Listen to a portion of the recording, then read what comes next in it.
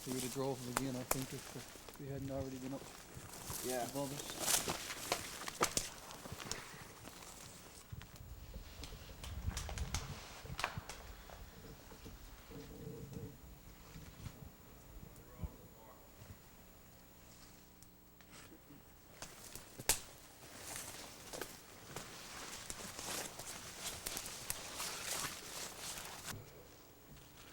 We saw him on the edge of the forest there, and he moved in. And grouse are very difficult to pick out in the woods. I mean, they blend in, camouflage being one of their defenses. But they don't normally go far, and even if they take wing, they'll only probably go to a local tree next to them somewhere. But they're still difficult to find.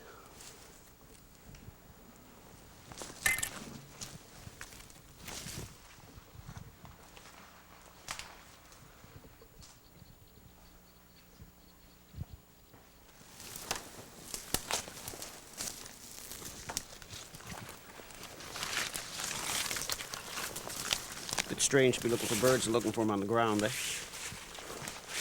Three. Coming through there. Got him!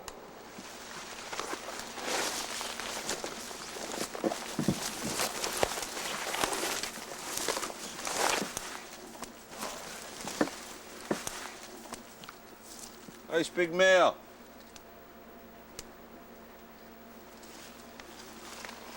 Oh, not a bad bird at all. Ain't too bad. Yeah, nice big male. An adult. Right? Not this year's brood at all, eh? That's a big one. Jesus. No feathers coming down. He's a big bird. Yeah, didn't do much damage to him either. No. I heard him flap his wings when I looked. He flew in the tree. And You missed him with the first shot back there? yeah. Must be the same one, I suppose. Oh, yeah. Because it was a big male we saw earlier. That's a dandy bird. Got a neck band on him, huh? Tail band. Well, we got something for supper. That's it, that's the start of it. Huh?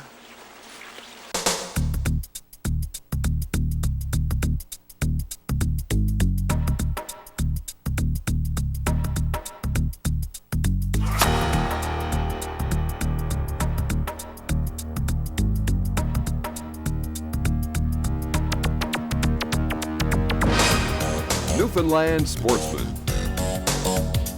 with Dwight Blackwood and Paul Amundsen.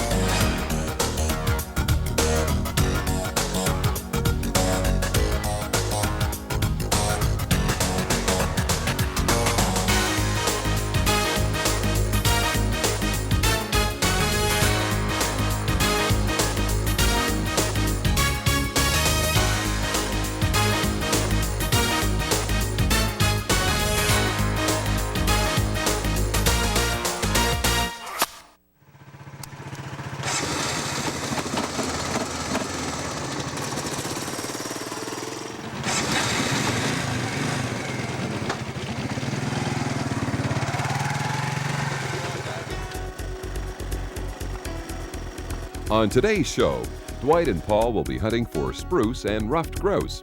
They will travel by ATV to an area just west of Terra Lake, which is well known for its abundance of these game birds.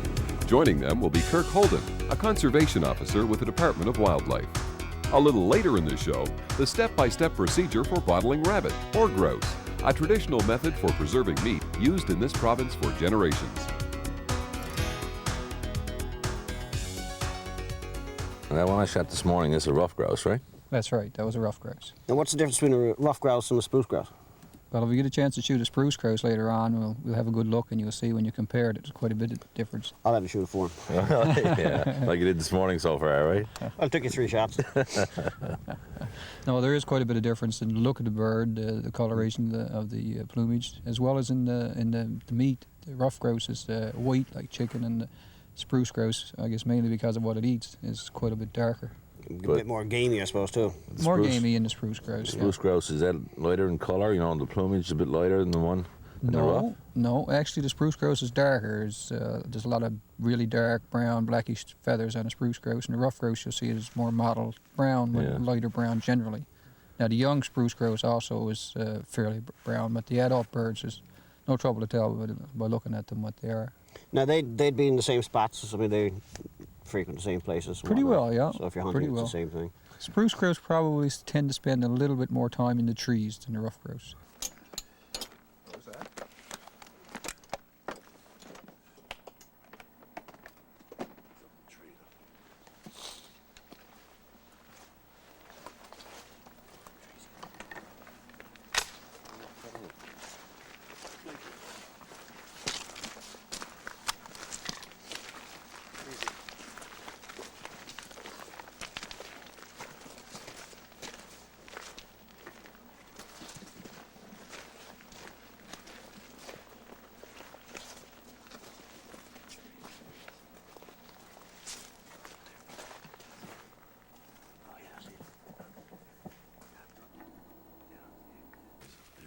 He's up that big tree, huh? Oh See? yeah.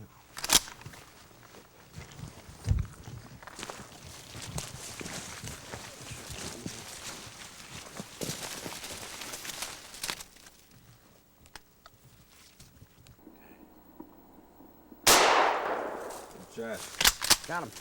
There you go. Good shot, buddy. Wouldn't get him, huh? Hopefully you didn't do too much damage to him. No, I don't think so. It's the same as the one you had this morning. No, It's a no. bit different colour, isn't it? See how much darker he is? Spruce grouse, Yeah. huh? Yeah. Yeah, that's a good bird going to me. Oh, nice Yes, size. nice size, isn't it? Yeah. See how much, like I was saying, he really does. Yeah. Well, Yeah, actually he's more really black dark. than it is. Than they are. One I They got was got the really big red, beige here. red crest over their eyes too. Yeah. Yeah. Great white Good hunter, bird. that. It's a nice sized bird, too, isn't it? Yeah. Yeah. Doesn't look Oh, like we'll that throw one him in the either. bag. That's You feel really good now, don't you? no better than you felt this morning. Didn't take me 3 shots either. 1 shot, right? Always. Jeez, I had to point him out for you. I had to tell you where he was to in the tree. I should have pulled the trigger. No, you would have missed. I would have had to shoot him again anyway. Put him in the trike. That's a nice one. Yeah. That's a lot prettier looking than the other one to me. Pretty looking with the feathers on. Yeah, they got a different colour This feather. one, you don't like to taste that one as much Oh, as the other well, one. he's a bit, like you say, gamier because he, no doubt, but because of what they eat. Yeah. They eat a lot of twigs and needles. You open up the crop on that and you'll see a lot of needles and whatnot in it. But nice sized him. I didn't do badly with him. I didn't mess him up. Oh, Anyway. yeah, when you first shot, I thought you might have ruined them, but No. these are in really good condition. I mean, you never got that pellets. very much at all. Headshot. Oh, yeah. Yes, but they're identical, aren't they? That one you shot. Just like No, the one I shot. forgot what it I looked told like. you he was colourblind. There's a good bit of difference though in 2 of those. Yeah, not even the same. huh? Colours, no. Big tail on this one. Tail feathers are different. And this one has got, You got the rough, and The this is the rough reason on they're it. called the Whereas- rough grouse. whereas this one hasn't got any at all, see? No. Yeah, but this one is much darker, not even on the body. Spruce grouse is all black. Oh, I well. always got those white The feathers. great white hunter. Well, that's what he asked me for. He said, "Get me." He still had to show you. I said, That's right. That's right, Paul. That's all. I shot him one.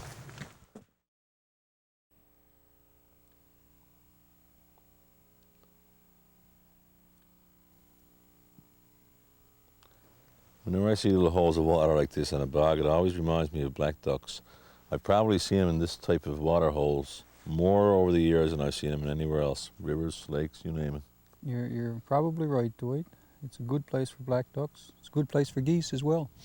Lots of times they start using those little flashets on the bog and eat the grass and the berries and whatnot that grow around them, and it's a good habitat for geese as well. Paul and myself were out here at the end of August, and as we were coming into the town of Terra, just before we got to the community, here was a farmer's field.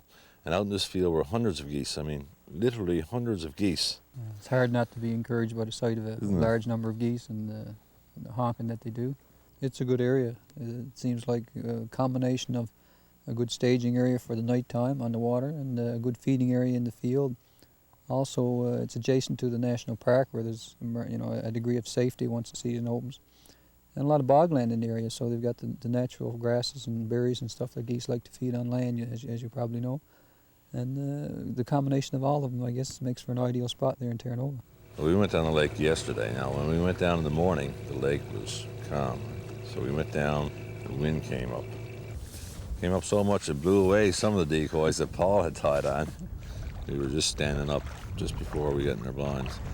And we looked across the lake itself, the narrow part there. Down through the woods came two caribou, a doe and a young stag, I suppose probably a couple of years old. And then about 2 minutes after that, down comes an older stag. And they stayed, no more than 100 yards away from us. Yeah, it is right now smack dab in the middle of the rutting season for caribou. And it's normal for the large stags, the adult stags, to battle each other for breeding rights in the herd. And usually the larger, more dominant stags win out for breeding rights, and they do most of the breeding. And of course that ensures that the more dominant traits are passed on to the future generations.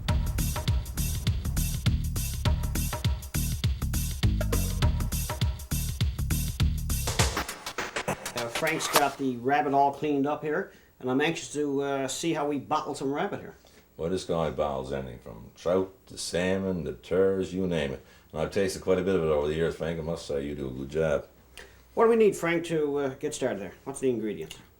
Well, we need rabbit, number one, and salt meat or salt pork, onions, salt and pepper, and your mason jars. These are the standard mason jars, either Yes. large snake or the one like this. Now I got some already on the boiler over there. Now these ones are being sterilized. That's right. We got three already sterilized. These are special jars, aren't they? That's correct. Yeah, these are not your regular jar off the shelf that you get in the supermarket with a jar of pickles, whatever. These are regular bottles that you would use for cold packing, as they call it, for putting either meat or beets or anything in.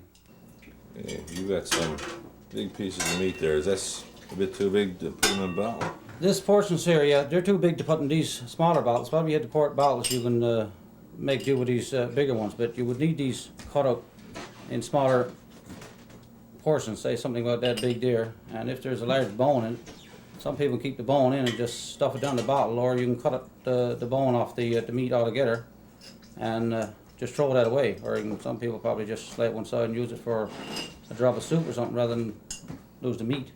We've already got some of this prepared, so why not make it easy?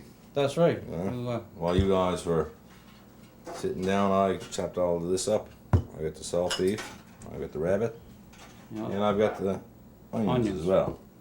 So I'll just move You this lay that one one side side now. on. You can show us exactly what you got to do when you're stuffing the bottles. These are 500 milliliter bottles, right? That's the size we have there today. Do you have to put any water or anything in this first? No, there should be enough moisture and water left in the rabbits for after washing them during the sink and cleaning them well. So what I usually does, now depending on whether you like pepper or not, you can usually put the salt in. But we have salt beef here today rather than salt pork, and there's a large salt content in that. So I wouldn't put any salt in that at all. The salt pork don't seem to have so much salt in it. I guess you can always put it in afterwards when it's cooked, you know, after you take it out of the bottle and eat it, you can always put more salt and more pepper to taste anyway. That's right, you can take it out, but you can always add it, so rather than spoil the bottles. What I usually do is I put a layer of salt meat, or just a couple of pieces down in the bottom of each bottle like that. Then you can either add your onions or your rabbit. It's kind of messy here on the table, but So, alright, you stuff that down there like this. I'm hungry just by looking at this stuff. Then you can take some of your onions and just throw it down around as so. Anybody likes onions. Now you could put onions in, or you can leave it out, depending on your taste. Some people don't use onions at all. And of course, now the salt meat, you wouldn't cut away the fat on the salt meat when you're cutting it up. The more pork you have left on the meat, the better, because when you put it in the bottles, that makes it jill easier when it gets colder. Okay, When so it sets up, Seals it even jills. more, does it? That's right. Now, the idea behind bottling is that when you cook this, I guess cook, I don't know if that's the proper terminology to use, but when this is boiled for 3 hours, it creates a vacuum. That's correct. Consequently, you can have this on your shelf, I guess, for years and still be good. That's sealed like a can that you buy, a can of any type of meat. It's sealed. There's no air can get in it, so I can keep it for years. I've had it so high as 4 or 5 years to open it up. It could be just a little bit dry on top, but usually when I put the thing in the bottle, when it comes out of the cooker, you take it and turn it upside down, and probably every few days you just tip it back and forth until it finally jills. That way to get the even Okay. density of the water all around the bottle. So you put a layer of fat. Yeah, you just keep Yes, layering indeed. until you get up. Now, when you stuff it all in the bottle, like we're not adding any salt to this, but there should be lots of salt in that salt meat, if not too much. Make sure, and just keep packing it around. I mean, push it right down so you won't have no air pockets in the bottle. Just keep pushing it right down there. Excuse me. Put some onions in there as well. That's right. Doesn't matter how much. Well, depending on your taste of onions, anybody likes onions. So one rabbit's going to give you enough meat probably for 2 bottles? Say Depending on normal the size rabbit. Depending on the size of the rabbit. Yeah. The time of year, like this time of year now, you get a lot of smaller rabbits. In the winter time, you can get the bigger rabbits. This is the consistency they should be after they're finished bottling. See the gill? That's gel there on the side? I thought there was an air packet. No, that's No, not no, gel, that's is it? just gillant, like you see in a bit of meat. So to recap, here are the ingredients you'll need for bottling rabbit. Chopped rabbit, chopped salt beef, diced onions, pepper, mason jars, and lids. After the jars have been filled, place the lids loosely on the jars, and then place them in a pot of boiling water with the water level being just below the lids. Boil the bottles for about 4 hours. When finished, make sure the lids are snapped down, and then remove them from the pot. Tighten the lids fully and store. This procedure is also excellent for grouse and many other species of wild game. For the outdoor enthusiast, Newfoundland and Labrador offers excitement second to none, and the Newfoundland Sportsman magazine brings that excitement home to you. Subscribe now and begin enjoying interesting and informative features with exceptional photography, focusing on every aspect of our great outdoors. Order now and receive 6 issues a year for the low price of only $21.35, or subscribe for 2 years and get 12 issues for only $38.04 and save 25% off newsstand prices. The Newfoundland Sportsman magazine, outdoors at its best.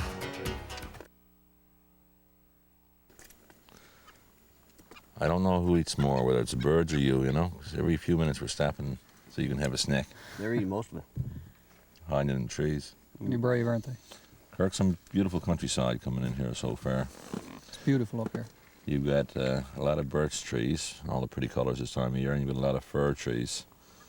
How far in does this road go? I guess it probably goes 50 kilometers or so from the community. At that point, there's a bridge out, and then you can traverse it without a boat. I guess you're busy now with the hunting, forcing hunting regulations and whatnot this time of year. The fall is an extremely busy time for wildlife. We do a lot of patrol. Compliance enforcement is a big part of our duties. Yeah, And when you get a lot of back road area here, back country area, and it demands a lot of us. Yeah, I suppose it's a big terrain to cover. Certainly is. You guys got your hands full pretty much most of the time now, haven't you? We have. We have. I guess so, too. I mean, you take the hunting population in Newfoundland compared to on a per capita basis. I mean, we're the most active outdoor people. And everybody's out in the woods hunting and fishing and whatever, and especially this time of year in hunting. You've got the big game, small game, you got the birds, everything's available. So you guys are particularly busy. Well, Newfoundland is known for its hunting tradition. I think on average in North American, in the States and Canada, I think the average hunter or the average percentage of hunters is somewhere only around 7. Here in Newfoundland, we've got a far greater number of people who participate in the hunting seasons here. Yeah, we looked at some statistics. I think it was something like 3 times the national average or something like this for hunting. Around 20%. I'd say that's of Newfoundlanders are hunters of one form or another, whether it's big game or small game. that's probably fairly accurate. A lot of people are afraid of the regulations that were implemented with regards to ATVs, but basically, other than wetlands and bogs, I mean, you can pretty well use these anywhere at all. Oh, yeah. No problems. Yeah. Particularly if you're living in an area which is not control, but have a lot of logging roads. I mean, these roads go everywhere, and they go for miles and miles and miles. And there's nothing better than be out seeing the countryside. Oh, no, I mean, On a you can bike. travel with these. I mean, if you're going for picnicking or hunting or whatever, you go fishing. I mean, you can go in and stop it off and walk a short distance, do your whatever you're doing, come back out and you're on your bikes and gone again. Yeah, You know. well, here in central Newfoundland and from here and central and western, like you say, there are a lot of logging roads that have deteriorated to the point now where ATV use is it's still the only way to go, you know. I think the Avalon's probably about the only one really affected to any Yeah. great degree. There's a lot of soft But I mean, most of the place ground you on the go. Avalon. Yeah. I don't see him.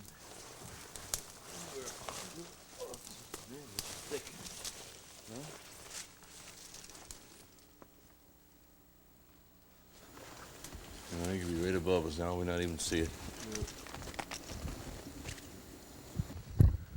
You can have this one too, boy.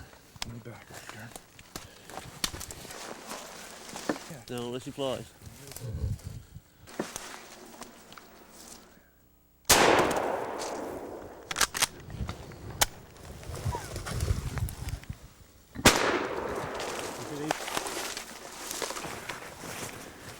And that's it. Yeah, buddy.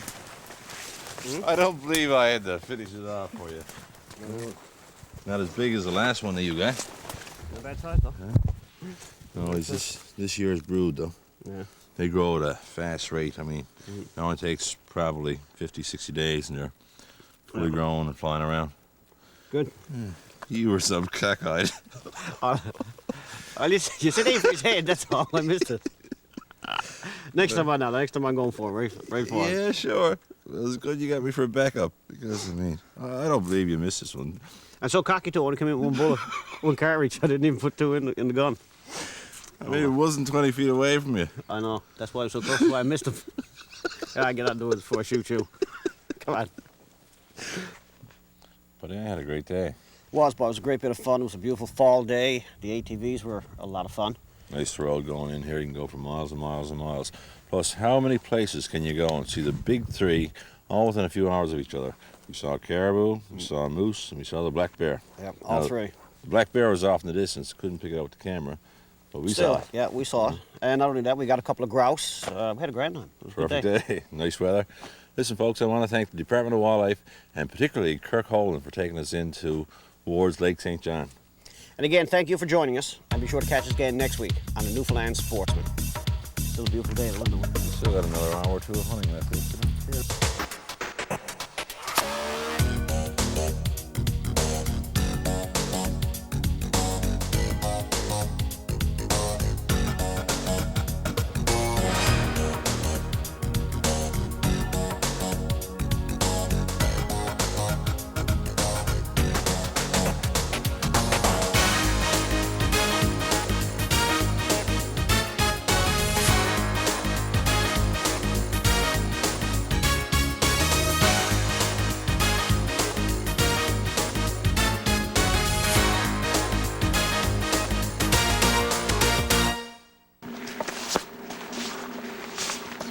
This is rutting season. Hope we don't run into a bull. I guess you are, huh?